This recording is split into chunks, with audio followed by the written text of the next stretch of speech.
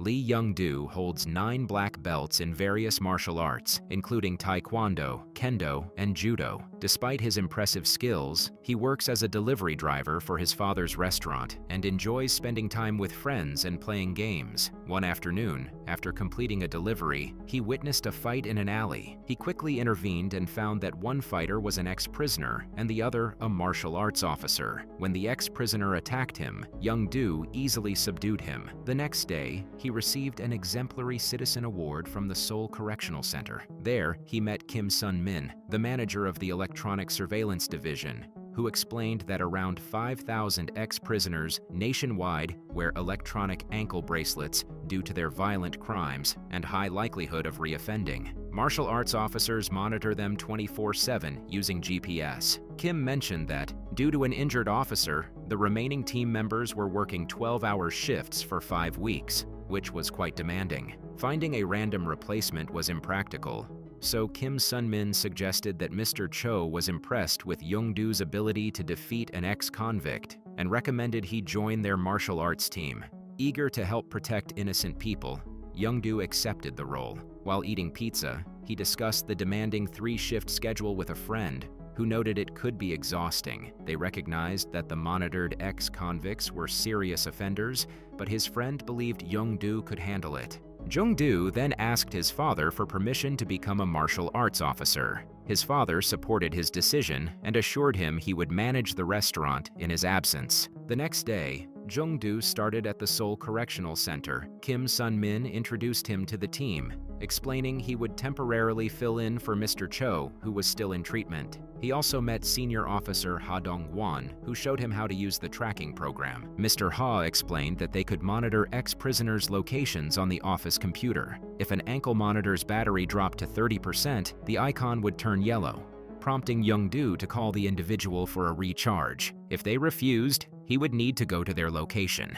As Young-do monitored the ex-prisoners, he felt drowsy when an icon turned yellow, indicating Lee Young-hoo, an ex-convict involved in a sexual crime. Young-do called Young-hoo twice with little response, and on his third attempt, found the phone inactive. Young-do and Mr. Kim quickly went to Young-hoo's location. Upon arrival at the housing complex, Young-do recognized the area from his delivery routes and noted Young-hoo's house lacked iron bars, indicating an easy escape. While Mr. Kim entered the house, Young-do waited outside. Inside, Young-hoo was about to assault a woman. When Mr. Kim knocked, he heard her scream for help and knocked harder. Realizing he was caught, Young-hoo grabbed a knife and tried to escape through the window. As he jumped out, Young-do was ready and subdued him with a kick and a taser. Later, while monitoring the computer, Young-do received a notification about another ex-prisoner, Lee Jong-in, whose suspicious movements near a childcare facility prompted an investigation with Mr. Kim. Mr. Kim had planned to treat Young-do to roast pork, but since Young-do had plans with friends, they agreed to eat together later. During their meal, Kim shared his motivation for working in martial arts to help reduce recidivism and create a safer environment for children. Meanwhile, assistant manager Yoon Dong-ju got a notification that Han Jun-gu's ankle monitor battery was at 30% and his phone was off. Dong-ju informed Mr. Kim, leading them to Burundong. They also learned that another ex-convict, Min Do-woong from Seorindong, was unresponsive after curfew. Since Mr. Kim was in Seorindong, he went to find Min Do-woong. Upon arrival, he discovered that Min Do-woong's anklet had been cut, making tracking difficult. Fortunately, Young-do's friend, Moisture, helped with his drone. Using the drone, Mr. Kim located Min Do-woong walking alone in an alley. Young-do was eager to chase him, but Mr. Kim cautioned him to be careful since Min Do-woong had a knife and advised him to use earbuds for communication. After tracking him with the drone, Young-do confronted and defeated Min Do-woong in a duel. Min Do-woong then threatened suicide with his knife, expressing anger over being teased about his ankle monitor.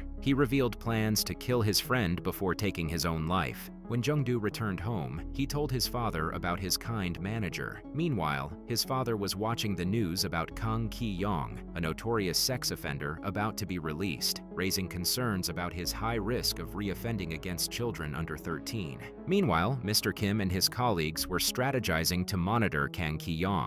They planned to create 3 teams of probation officers, including Young-do, and a martial arts officer for each shift. Each officer would oversee over 20 ex-convicts, making it challenging to track Kang if he were added to the list. After getting a haircut at his aunt's barbershop, Young-do saw Kim Gum-nam, an ex-sex offender, inappropriately tipping a waitress. He reported this to Mr. Kim while checking Gum-nam's suspicious location on the computer. They decided to investigate but encountered a signal blackout, forcing them to search manually. They asked local shopkeepers for information, but it was unreliable. Fortunately, Young-do confirmed that his aunt's barbershop was safe. However, Kim Gun-nam entered Sun-jun's barbershop, locked the door, and attempted to assault Young-do's aunt. Sensing trouble, Young-do rushed back, found the shop closed, and realized his aunt was in danger. He broke a window, he rescued her, and subdued Kim Gun-nam with handcuffs. The next morning, Young-do's father made him breakfast and shared his love for acting, describing the joy he felt in making others happy. At the correctional facility, staff held a meeting where Miranda announced that 2 supervisors would be sent to monitor Kang Ki-young, and the finance ministry had approved funding for 2 more martial arts officers. However, they were denied additional manpower for the 3rd shift. Kim stressed the importance of daytime officers, noting that 14 of Kang's 15 offenses occurred during school hours and requested to work the day shift. Inspired by his father, Young-do asked Mr. Kim if he could work permanently as a martial arts officer. Mr. Kim agreed, informing him he would join the team monitoring Kang Ki-young in 10 days.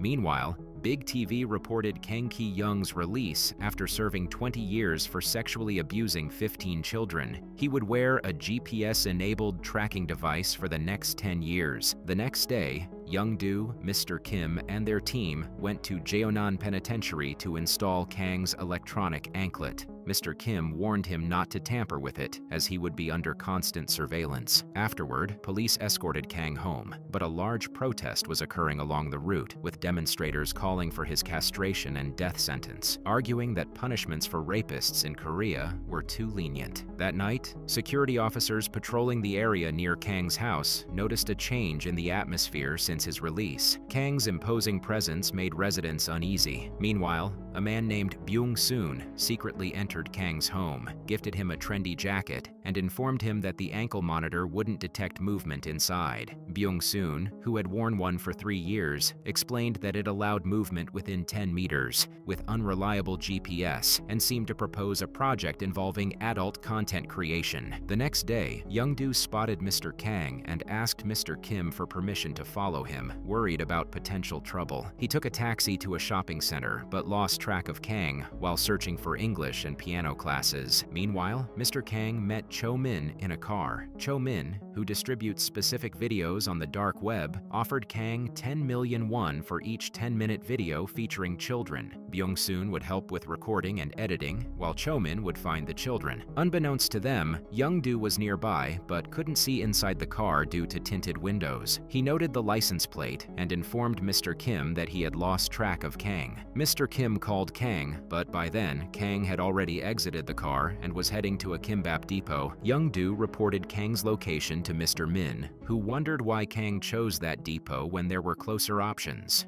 Later, a girl named Min-ju found a puppy by the road but was quickly taken hostage by an unknown assailant. Meanwhile, Lee Young-hoo met with Byung-soon and Mr. Kang to plan the video project, receiving a bonus down payment. Min-ju noticed that Lee Young-hoo's phone battery was at 30% and his phone was off, so she informed Mr. Kim, mentioning that Young-hoo lived in Seorindong but was currently in Dongruendong. Mr. Kim then contacted Young-do to see if he and Min-ju could find Young-hoo. As Young-do continued to monitor Mr. Kang, Mr. Kim and Min-ju arrived near Young-hoo's location. Suddenly, they heard a cry for help, which turned out to be a trick from a speaker belonging to Young-hoo. They were confronted by Young-hoo and his friends, and, despite attempts to escape, were outnumbered. Young-do followed Mr. Kang into an abandoned shopping building. As he tried to exit through a hallway, he was trapped by Kang's men. Ambushed from behind, he was beaten up but used his skills to defeat several attackers, causing some to flee. He attempted to contact Mr. Kim, but his calls went unanswered, leading him to decide to find Mr. Kang on his own.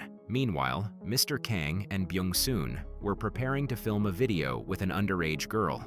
Young-do eventually tracked down Kang and approached the building. Noticing footprints leading to the basement, he followed them and knocked on a door, but no one answered. Instead, he heard a woman's voice asking for help inside. When there was no response, Young-do broke a side window and asked a nearby resident to call the police. Once inside, he was attacked by Byung-soon. Exhausted from the struggle, he managed to defeat him, but was then stabbed by Mr. Kang. Fortunately, he was wearing a stab-proof jacket. Shortly afterward, the police arrived, but Mr. Kang and his accomplice escaped. Later, Young-do's family visited him. His father was shocked and saddened, regretting that Young-do had been in such a perilous situation.